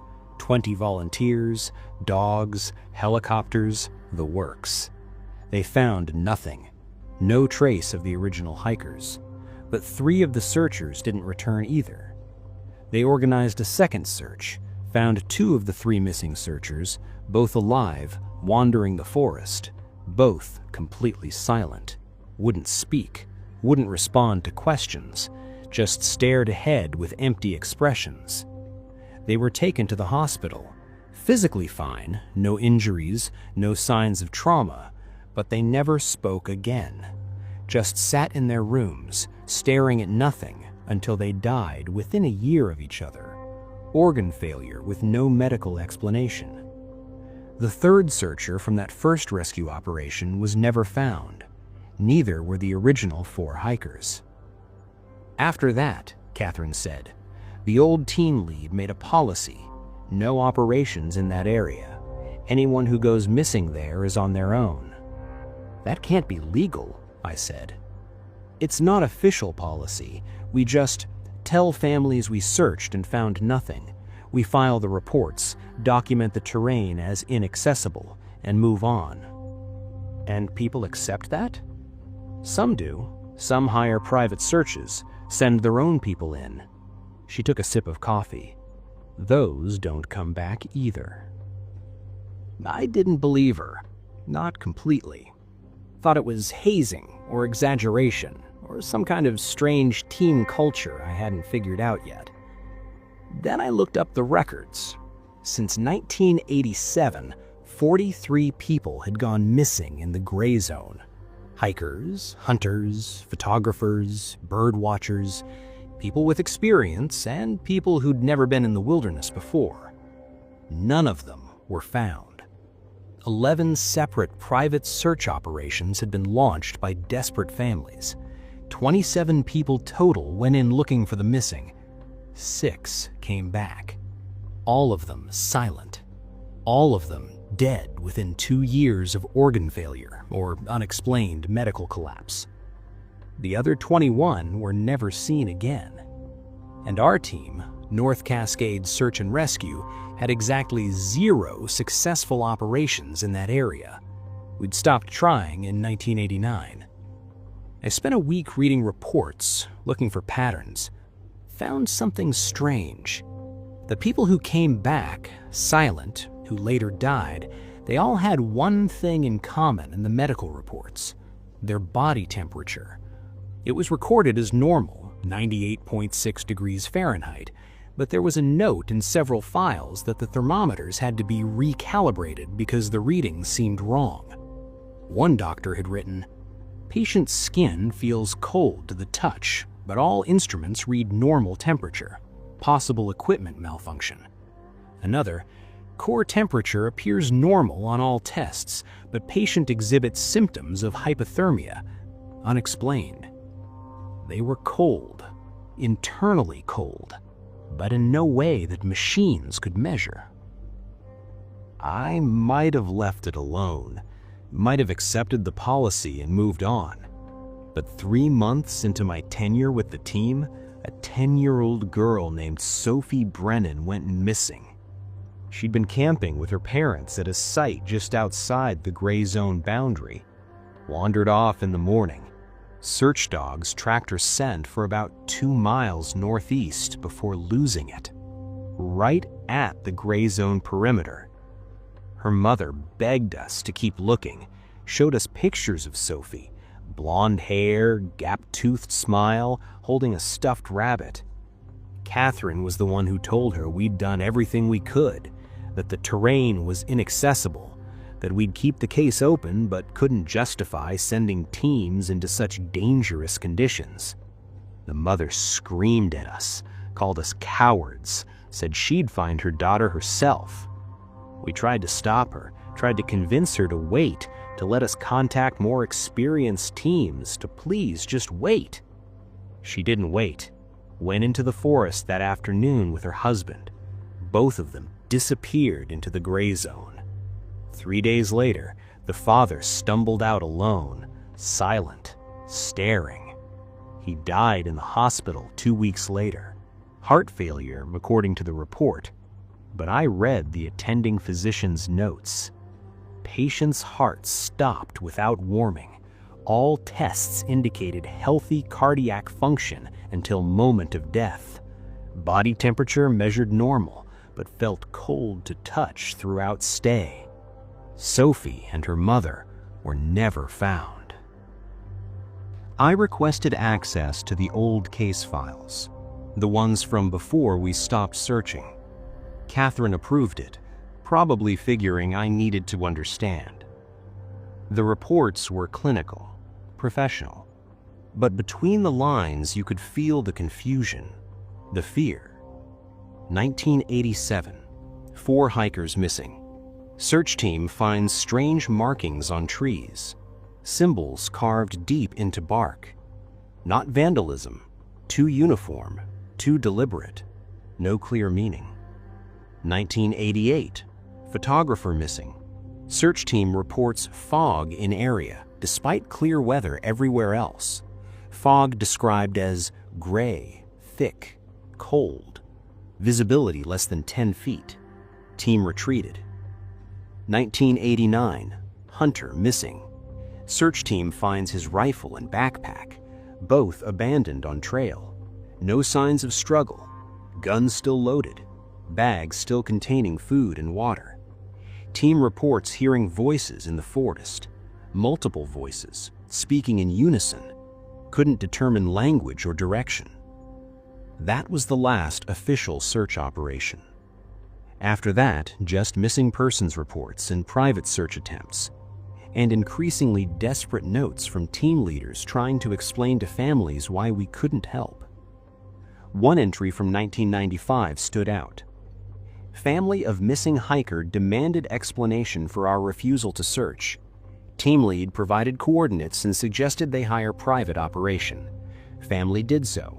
3-person team went in. None returned. Family contacted us again. We referred them to state police. Case closed. Short, brutal, efficient, and repeated with variations dozens of times over the years. I started asking the older team members about it. Most refused to talk, but one man, retired now, agreed to meet me at a diner in Concrete. His name was James Howell. He'd been on the 1987 search operation. one of the ones who made it back. He was in his 60s now, but looked older, thin, pale, hands that shook when he lifted his coffee cup. "You want to know about the gray zone," he said, not a question. "Yes." "You want to know why we don't search there?" "I know why. I want to know what's really there." James was quiet for a long time, stared out the diner window at the mountains in the distance. "Have you ever been in a place where sound doesn't work right?" he asked.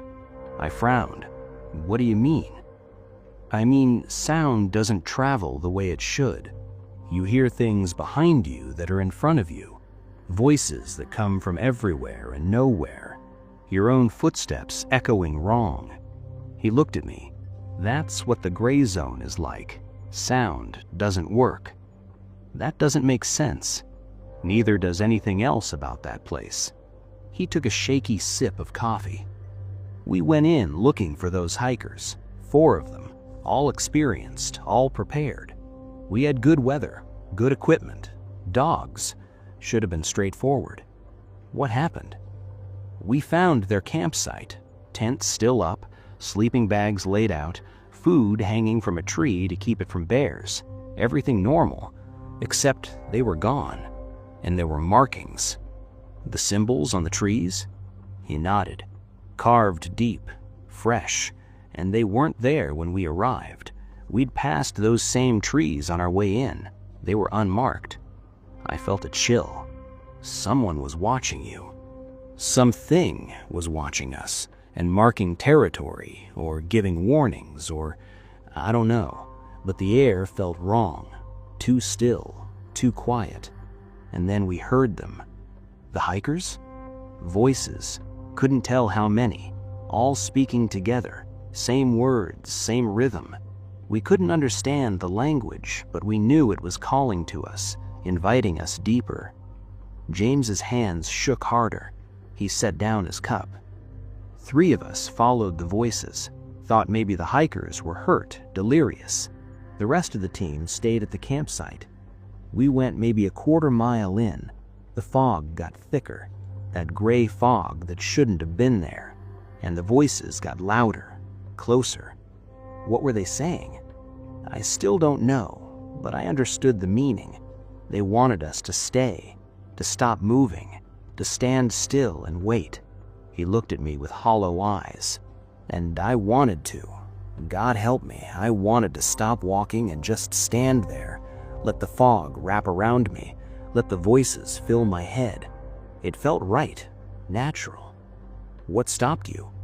My partner, Bill Garrett. He grabbed my arm, pulled me back, screamed at me to run.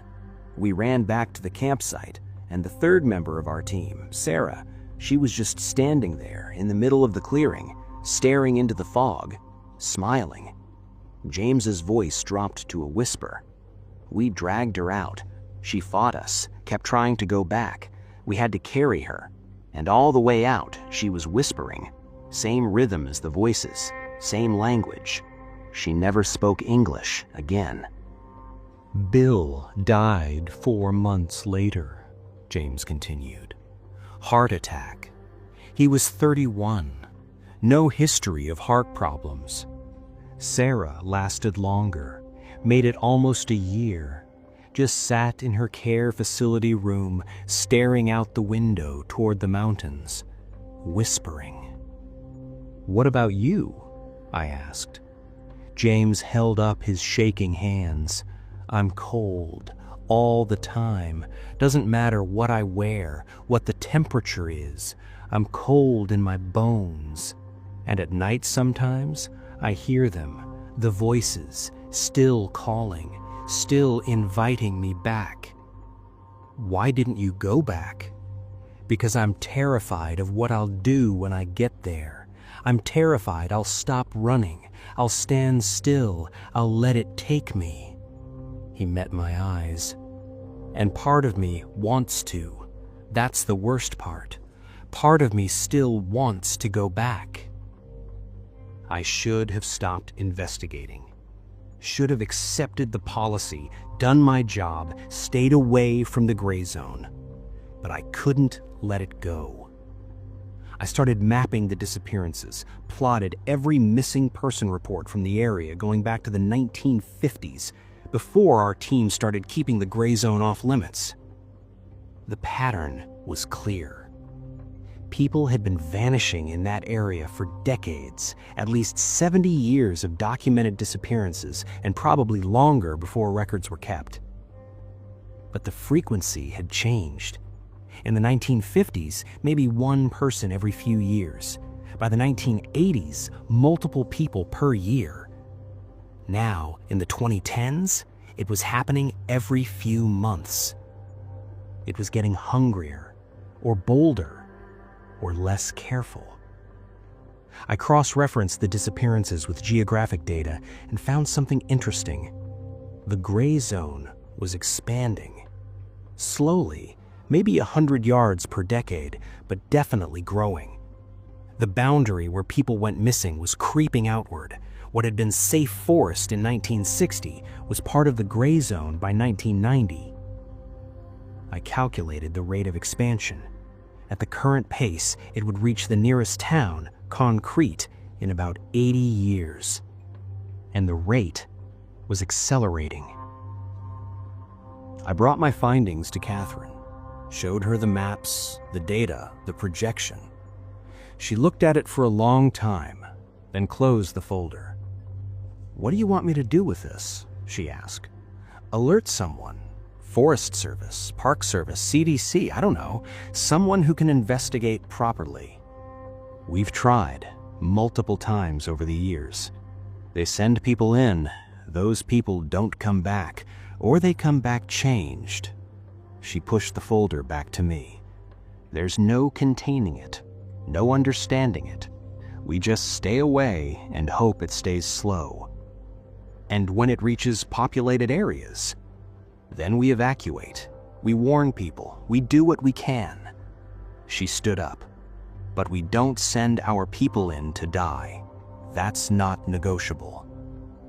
I wanted to argue, wanted to demand action, but I saw the resignation in her face, the accumulated weight of years of watching people disappear and being unable to help. This wasn't callousness, it was survival. I lasted another 6 months with the team. Every missing persons call, I'd hold my breath until I heard the coordinates, praying they weren't in the gray zone. But they kept coming. A college student, a retired couple, a nature photographer. All in the gray zone, all lost. And we'd file the reports, notify the families, and tell them we'd done everything we could. We'd lie. I couldn't do it anymore. Couldn't look grieving parents in the eye and tell them their child had wandered into inaccessible terrain when I knew the truth, knew what was really out there, knew we were choosing not to help. I resigned in April. Catherine didn't try to stop me, just shook my hand and wished me luck. "Where will you go?" she asked. "Somewhere flat, somewhere without forests." I forced a smile. "Somewhere I can see what's coming." She understood. That was 3 years ago. I work for a hospital now, in Kansas. Far from mountains, far from dense forests, far from the gray zone.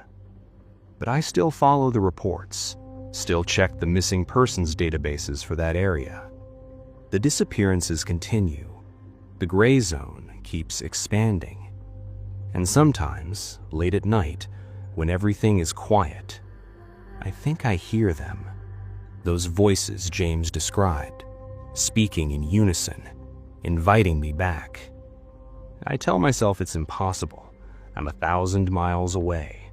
I was never even in the gray zone. But the feeling is there. The pull. The sense that something is waiting, patient, cold, growing. Last week, I got an email from Catherine. Short, just a link to a news article. Gray fog reported near recreational areas near Concrete, WA. hikers advised to stay on marked trails. And below that, one line from her, "It's moving faster." I haven't responded. Don't know what to say. Don't know what anyone can say. The gray zone is expanding. The voices are calling. And somewhere in the North Cascades, in that 12-square-mile section of forest that isn't on any maps, something is waiting. Waiting for us to wander in. Waiting for us to stand still. Waiting to be fed. I don't work search and rescue anymore. I don't have to tell families that their loved ones are lost in terrain we won't search. But I still think about them. The ones who went in and never came back. The ones who came out changed. The ones who were still out there, standing in the gray fog, whispering in languages they don't understand. Still waiting. Still cold. Still calling for more. The gray zone is growing, and someday it won't be something we can avoid. Someday it will find us. All of us.